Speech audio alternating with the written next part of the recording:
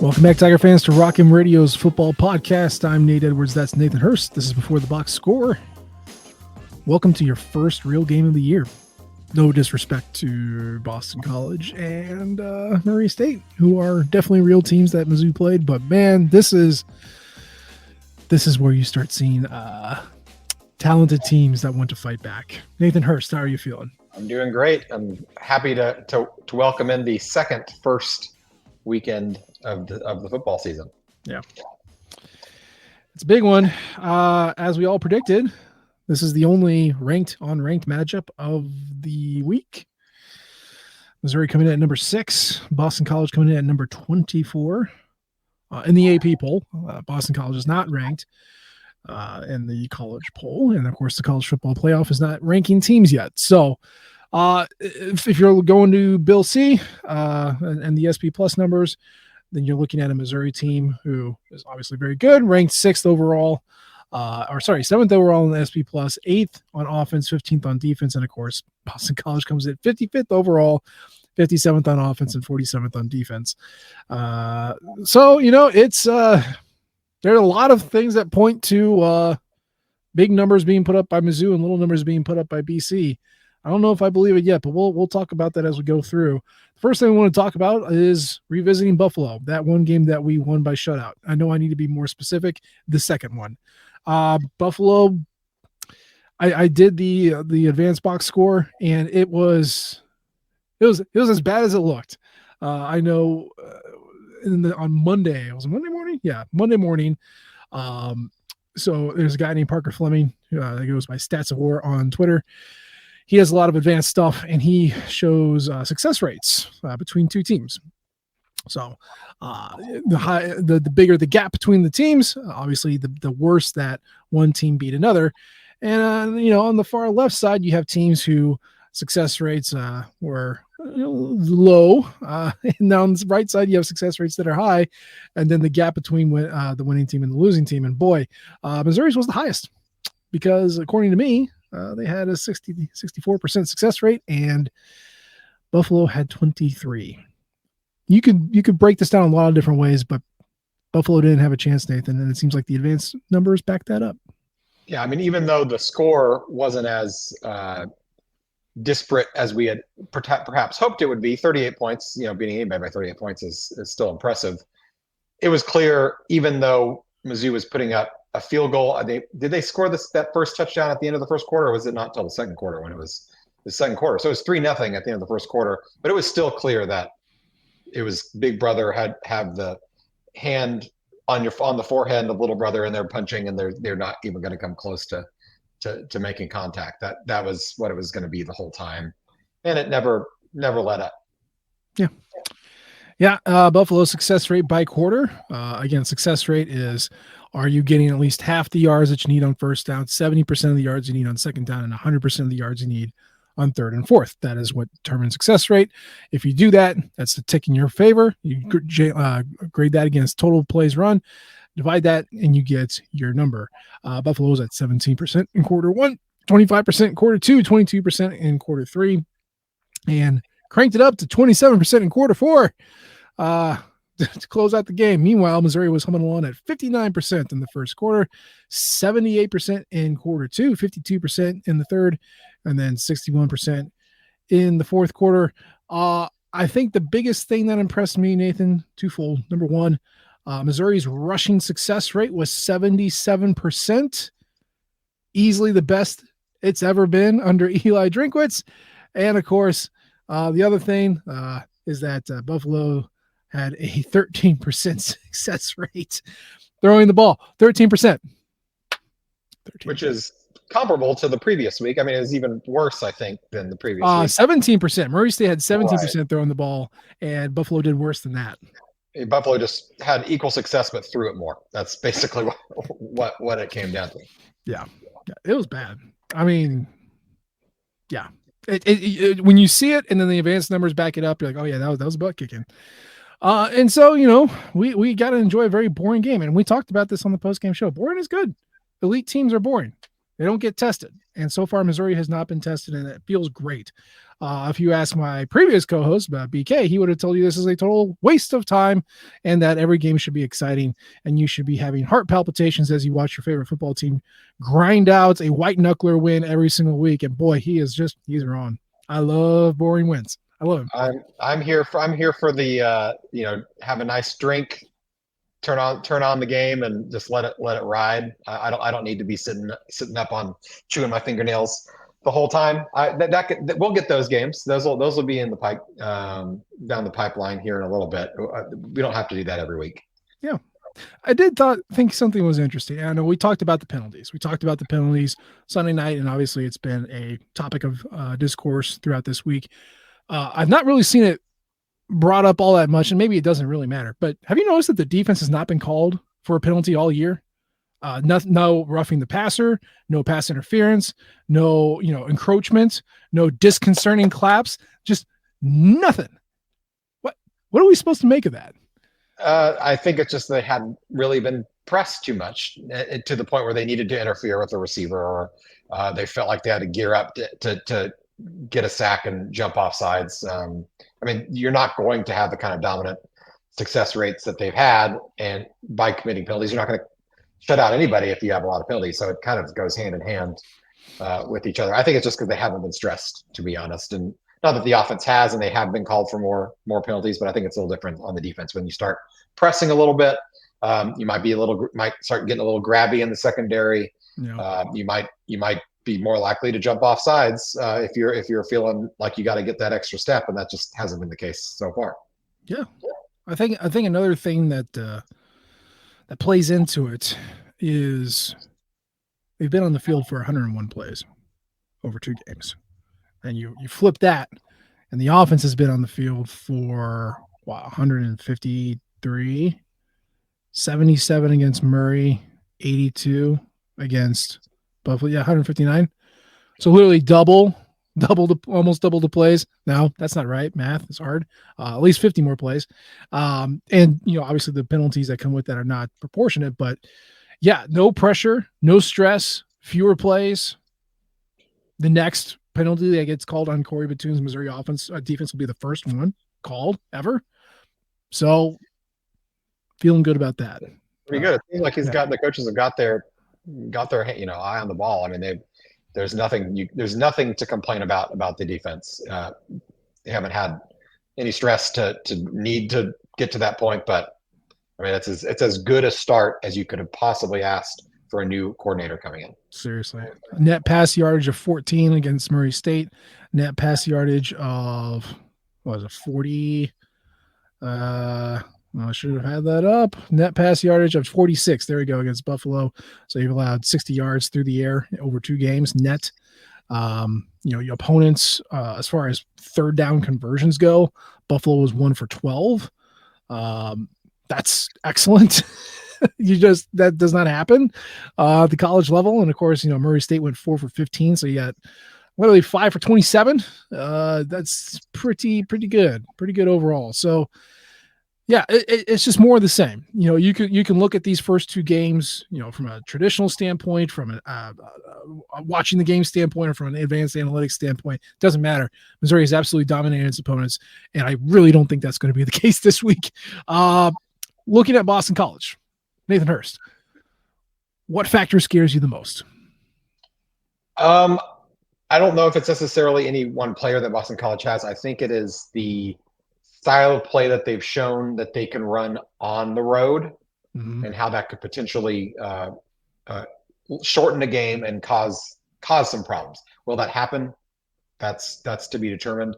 But I'm not necessarily. You look at their talent. They've got some good players.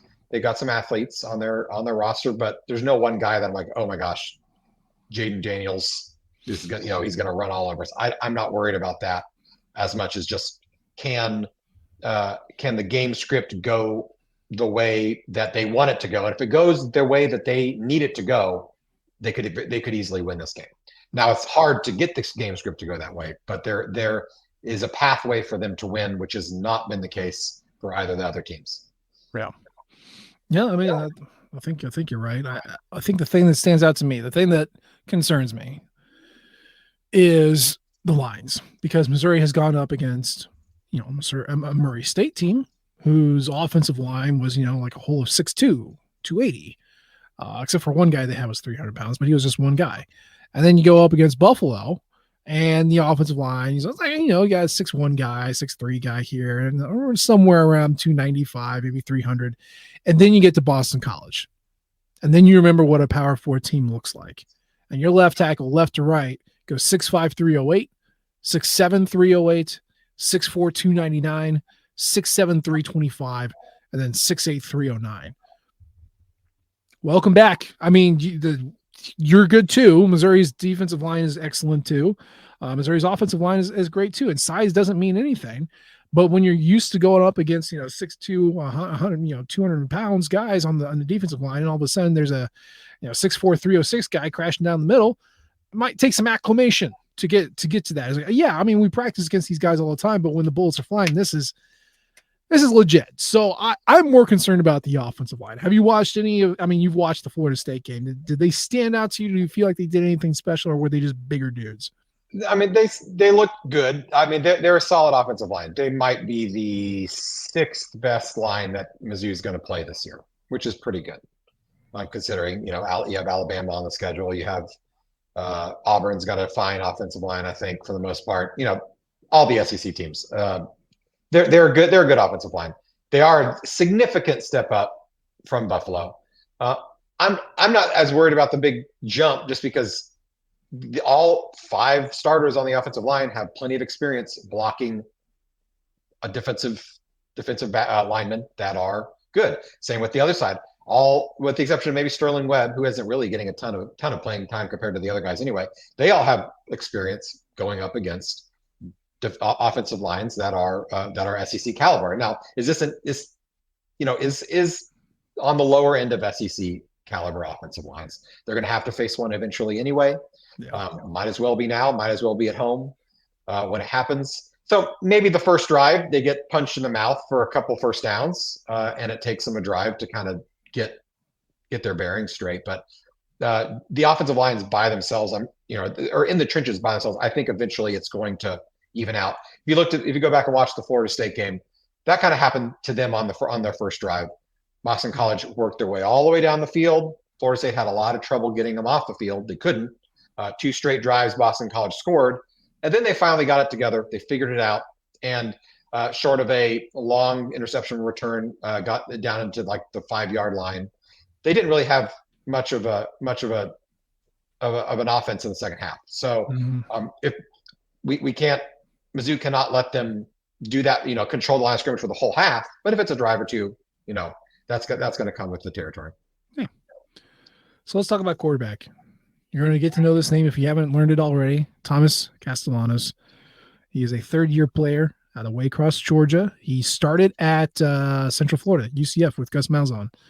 Transferred to Boston College, played a little bit last year. Is the full-time starter this year. He is 5'9", 196. Pocket-sized. That's I think that's Kyler Murray, 5'9", about 200. Almost identical for sure. Yeah. So that's kind of not a big dude.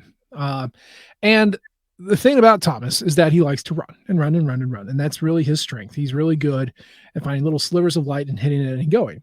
And of course, when you pair that with Kai Robichaud, who is 6', 217, also out of Georgia, you have a pretty dynamic running attack. It is what they like to do.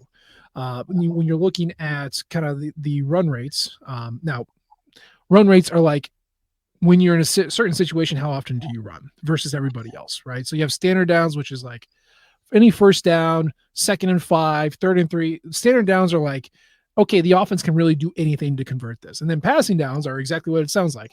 Longer downs where it feels like you're going to be passing. Boston College ranks in the top 10 in run rates in both standard downs and passing downs. They run 80% of the time in standard downs, which is 4th. And they run 54% of the time in passing downs, which ranks 10th in the country. It is what they want to do. And they have the backs to do it. They have a guy named Turbo, who's great. His name is Turbo. Kai Robichaud was a transfer from Western Kentucky. And then, of course, Thomas Castellanos. Running the ball. It's what everybody always gripes about when you're sitting in the stands in Section NN of the of Faroe Field. Run the dang ball, right? We've talked about it even when Chase Daniel was quarterback.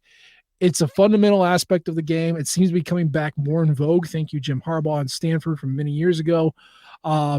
It's something that you have to do, and it's something that Boston College does do well, and it's something that Bill O'Brien and his NFL pilled brain really likes to do. Nathan Hurst, what do you do against a team that likes to run and can do it well?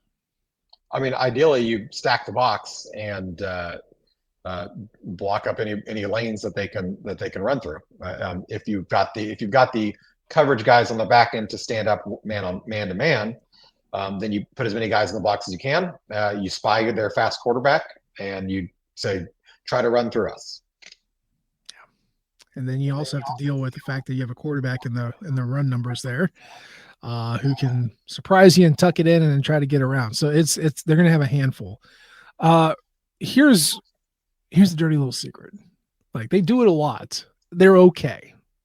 And I think a lot of what they have done so far has been propped up by the visual surprise of going up against Florida State and pushing them around. And then, of course, Duquesne, that game went into kind of garbage time that doesn't count fairly quickly. But if you look at what Boston College ranks as far as rushing the ball, it is what they like to do. It's what they do all the time.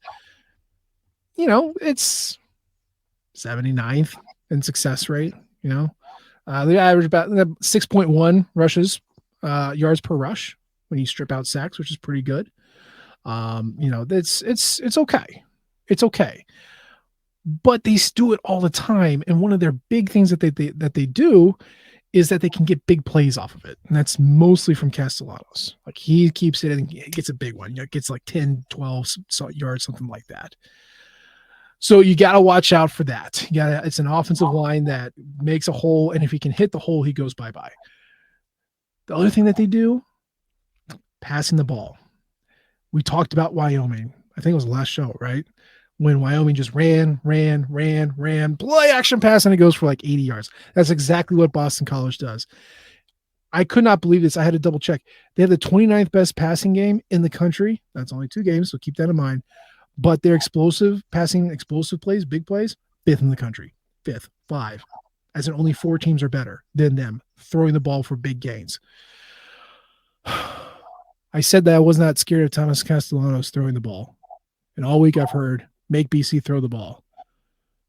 I'm not sure I want them to throw the ball. That seems kind of scary. I think you want them to throw the ball when you're expecting them to throw the ball. That's when you want them to throw the ball. Yeah. If you're letting them run effectively enough that it gets to the point where it's 2nd and 2, it's 3rd and 3. That's when they can really hurt you with the play action, and all of a sudden your safeties have crept up, and then they're hitting you over the top. If you can keep them in, passing downs where you are expecting them to pass, whether that's 3rd and 8, 2nd and 10, those sorts of things, which we've already talked about. They like to run on those downs anyway, but you're okay with them running on 3rd and 8. To be honest, you're okay with that. Even if they convert a couple of them because you're playing a little bit softer on those downs, you're okay with that, because that means if they run, they might get 9 yards and they're not going to get 80 yards on that play. So it really comes down to winning 1st down, winning 2nd down, so that it's 3rd and long, it's an obvious passing down, and that's when you can play back and not worry about getting beat over the top. Because if you're expecting a pass, the receivers they have, they're not overly scary in and of themselves. I mean, they're power 4 receivers. They're fine. They can run fast. Our secondary can run fast too. There's no one guy that you're like a Zay Flowers. The last time we played Boston College here, that guy was just uncoverable. They don't have any of those guys. So I have confidence in the Mizzou secondary that if the safeties are playing back where they need to be playing, if they are minding their P's and Q's, they're going to be able to cover these guys long enough that they're going to make Castellanos run out of the pocket. And once he's out of the pocket, he's not throwing the ball anymore. He's going to be running. And that's when your Dalen Carnell can clean up, or your Khalil Jacobs or whoever it may be can clean up the mess on the 3rd and long, and maybe he gets 6 yards on a 3rd and 8. That's fine at that point. Yeah. So as long as you're winning those early downs, winning those rushing downs, which you know they're going to run, then I'm not too worried about the passing game after that. Yeah. And for whatever applaud I give to the offensive line, the Boston College offensive line, they're not very good in pass protection. They are 124th in sacks per dropback. That is bad. Their pressure rate is 133rd out of 133 teams. Their sack rate on staring downs is 17%. That's awful. Passing down sack rate isn't much better, 74th. And, part of that is that scrambling quarterbacks sometimes run into sacks, but also that's not good. Like you're not one of the worst in the country because your quarterback runs around all the time. That's just not the case. So if you ask me, Johnny Walker, you need to have yourself a day. Zion Young, you got to remember how to rush the quarterback and get some pressure on this dude. Pressure up the middle is always the worst thing a quarterback likes. So let's say Christian Williams, Chris McClellan, what you did last week, do it again, right? If you want to send Khalil Jacobs in there and just give him a little "how's your father" right in the face, all right, let's do it. Let's do it. I think generating pressure in unique ways is one of the keys for success for me for this season. I thought that was going to be key in getting Missouri to 10, 11 wins. They have not really had to do that so far this year just because their competition has not been good. I don't know if we start seeing exotic blitzes now, but third game of the season last year is when things really started opening up. It is now the third game of the season this year against, legit competition. What are the odds you think that we see a little bit more, let's call it creativity on both sides of the ball? I think we'll definitely see more. A lot of it's going to, I imagine we'll see what will come out in base defense, at least the base defense for this week, whatever Batoon thinks that needs to be, and see what they're doing. If they're winning up front, if they're getting pressure up the middle with their tackles, then I don't know if we necessarily will see a whole lot of exotic stuff, just because I don't know if with a guy like Castellanos, who is so mobile and just a pesky guy, very difficult to bring down, right? The last thing you want to do is to get pressure from the outsides and overrun him and leave open a wide open lane. So while I agree that Johnny Walker and Zion Young and the edges need to play well and get pressure, they've got to maintain their rush lanes. If they can get pressure up the middle and force him out, and then have the edges clean up, then I don't think we're going to see a lot of weird stuff with Khalil Jacobs flying around or Corey Flagg or whoever. But if that's not working, if we're not getting pressure, then they might have to go into the bag a little bit farther. On the offensive side, I think we'll see them open up a little bit more. I think there's going to be a lot more middle of the field passing. We haven't seen really anything over the middle of the field at all. Part of that may be because Brett Northfleet hasn't been healthy, and they may not really trust Tyler Stevens or Jordan Harris too much, which they haven't given them a ton of reason to do so yet. And whether or not Northfleet at the moment of this recording is questionable at this point. Who knows? He could play. He might not. But I think we're going to see something that we haven't seen before. Yeah. So you mentioned it. I don't think we've seen an actual injury list, but on his radio show on the 10th, Drinkwitz mentioned that he would most likely put Luther Burden and Theo Weiss as probable starters for Saturday. Remember, Luther Burden got sick, and Theo Weiss had his shoulder landed on a little funky. So he's got them both as probable. As questionable, the aforementioned Brett Northfleet and Cameron Johnson.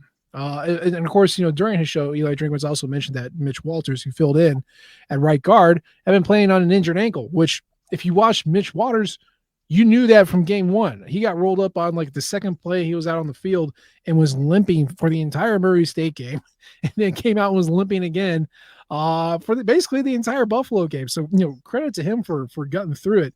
Between Northfleet and Johnson, I mean, you would like to think that we'd be okay. I'm assuming you're going to miss Northfleet the most. Is that correct? Say that again. You're going to miss Norfleet the most as far as injuries. Based on how Walters played last week, I think so. That said, the importance of a tight end versus the importance of a really good guard. I mean, overall I might take the guard if you have to pick. But Norfleet's gonna give you more options in the red zone for sure. I mean, Cameron Johnson isn't going to go out for any passes or they don't really pull him a ton, and especially if he's not 100% healthy either. So I'll take both of them. They can both be healthy. How about we handle with that? Yeah. And Johnson was a late scratch. He dressed for Buffalo. He was going through warm-ups as if he was going to be number one, and then kind of right before the game started, they decided Walters was going to start. So I don't know. Obviously Walters is 6th year, I think is what he is. So, he should be very familiar with what he needs to do. And he performed admirably against Buffalo, but yeah, you'd like your full complement available to you if you could. I do feel bad for Brett Norfleet. When you have shoulder injuries like that, you just don't know what's going to happen. You don't know, because it's not the impact that shows you what's going to happen. It's the damage on the inside. And, he took himself out of the game against Murray State, walked basically right into the off the field into the stadium. So I don't know what it's going to be. It could be anything. I'm going to read this as we're being cautious and we're going to save him for when we really need him, because Brett Norfleet missing, substantial amount of time in this kind of season makes me very sad. Definitely. I would be fine if they chose to hold him out through the bye week in 2 weeks. That would give him 3 more full weeks to get right, and try to get him as healthy as possible for Texas A&M. The Boston College and Vanderbilt are both much better than we expected them to be at this point in the season. But if Brett Norfleet in and of himself is going to be the difference between winning and losing those games, I don't think that's the case. And if that is the case, then this team's going to has bigger problems than just missing a tight end. Yeah.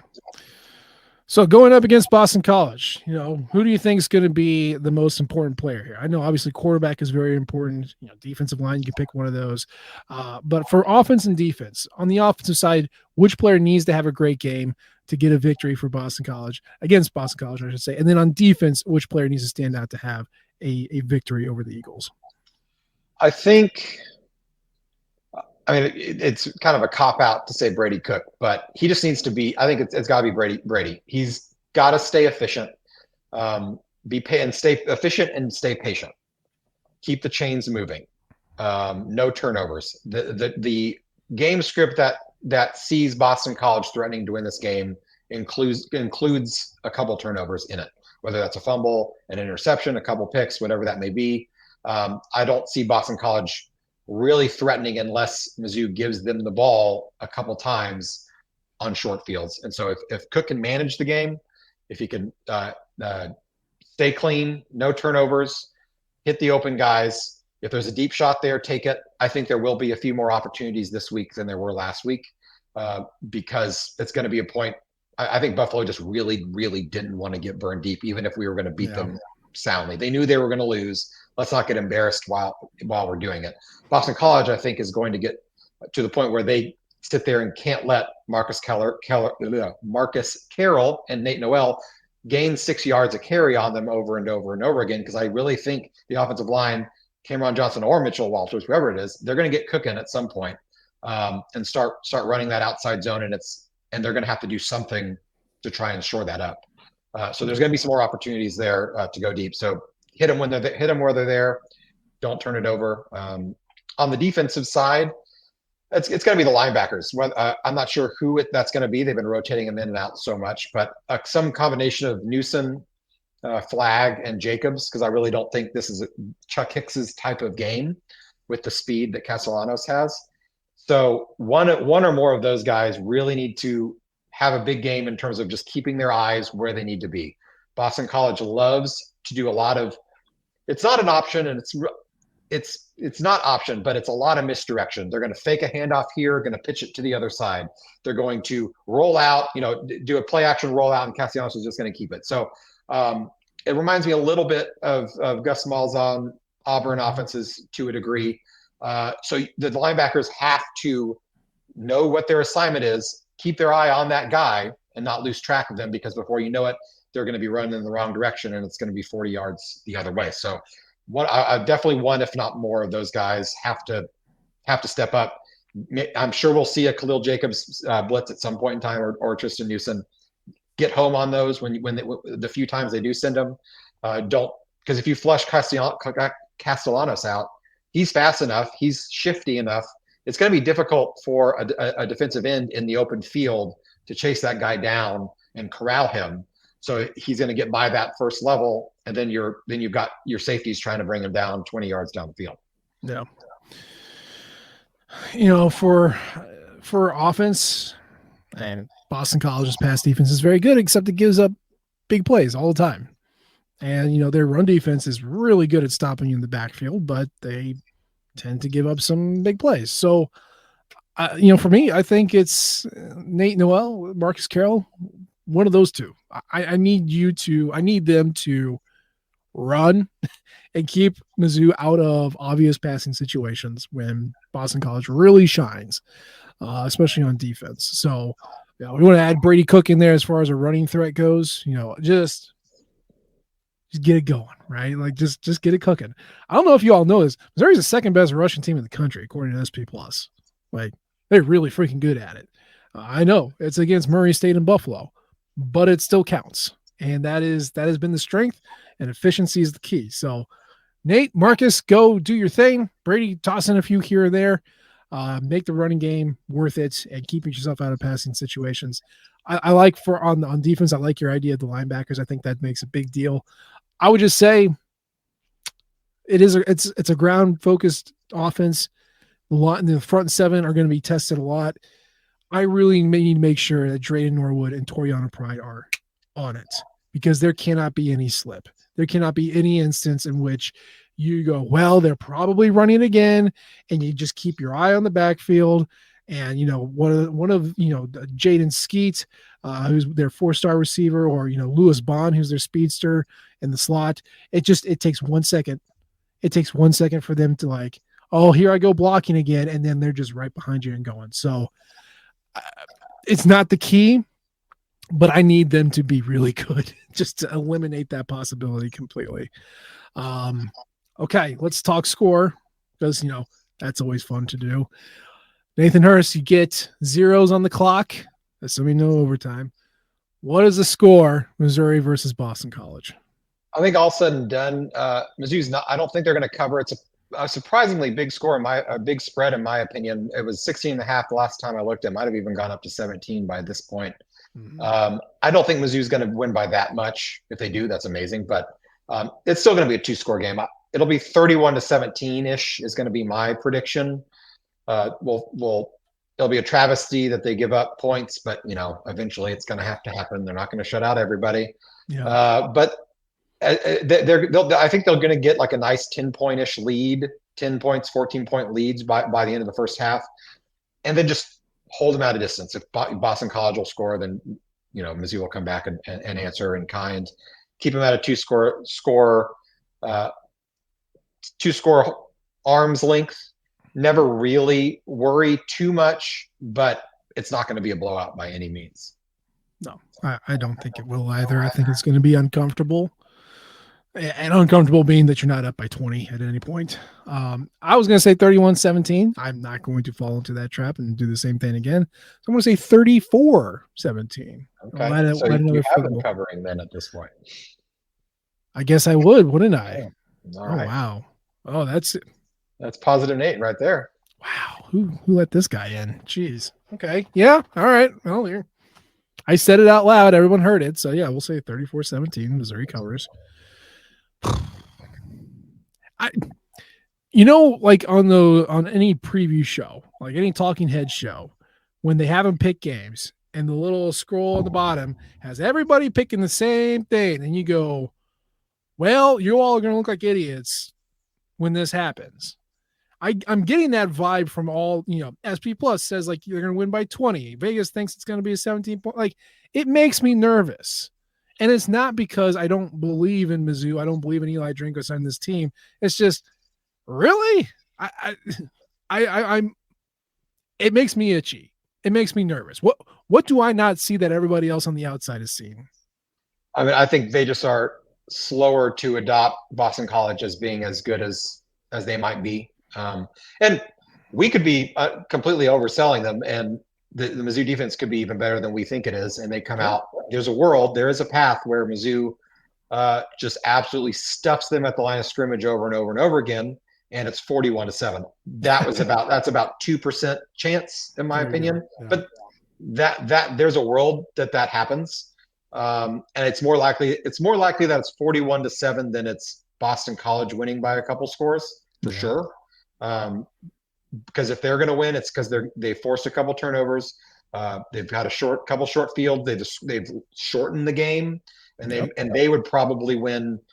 I mean, if they're going to win, it's going to be like 24-17, something like that. So if this game, if the magic number, I'd probably put it for Mizzou is 30 points. If Mizzou can get over 30 points, and I don't think there's any way that Boston College wins. Oh yeah, I put in there. I'm like, if they get 35, I'm confident they've won. Honestly, you can even shorten that to 28. Like I don't see Boston College getting 4 touchdowns, 4 offensive touchdowns. Now, who knows if there's a sack, strip, fumble, or something disastrous like that. But as long as the Mizzou offense stays clean, I have a hard time seeing that many points for them at any point in time. Yeah. Well, we will find out on Saturday morning, 11:45 God's time. It's early. I think it's the earliest game that's going to be occurring all year. So get your tailgating breakfast all set up, ready to go, because this is probably going to be the only time you do it. Hurst, you're tailgating for this one. What's on the docket? Well, I'll be tailgate hopping for this one. We usually don't do our own tailgate for the morning games. This is a lot of work for a couple hours, but we definitely mimosas will be in order wherever we end up. Yes. And I kind of like the 11:45 as opposed to the 11. It's just that 45 extra minutes. Yeah. I like it. You can get there at the same time and just that's 2 more beers. So it's good. Yeah.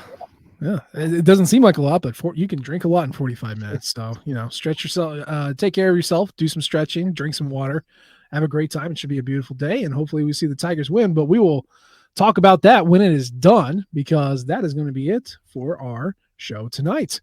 As always, we appreciate the downloads and the subscriptions. You can leave a comment or rate us. We love all types of feedback from you all. You can follow us on Twitter. I'm at Nate G. Edwards. He's at Burst to Hearst. And of course, you can follow the Rock M flagship at Rock M Nation and our podcasting outlet at Rock M Radio. We appreciate you turning in this time. We'll try to do better next time. And until then, MIZ. ZOU. Dear Rock M Plus listeners, readers, and subscribers, we are thrilled to announce our first ever digital Mizzou football review magazine. Inspired by the iconic newsstand staples like Athlon, Phil Steele, and Street and Smith, our team has created a PDF file jam-packed full of content for you to learn about the most anticipated Missouri football season maybe in history.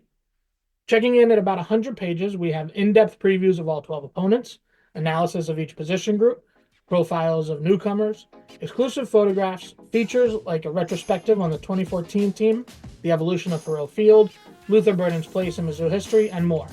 We also have an analytics Q&A with Bill Connolly of ESPN, the founder of Rock M. We also have college football preview content and much more. This digital magazine is available now. It is $15 for purchase, with discounts available for premium Rock M Plus subscribers based on your membership tier. $10 for monthly members, $5 if you have an annual membership. Now is the time to become a member to secure your discount on this one-of-a-kind product today. We know that you're going to love this magazine, and we can't wait to have it on your devices. MIZ.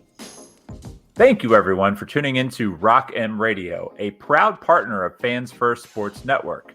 Rock M Radio is the official podcast network of Rock M Plus, a new and exciting subscription service provided by me and the other voices of Rock M Radio.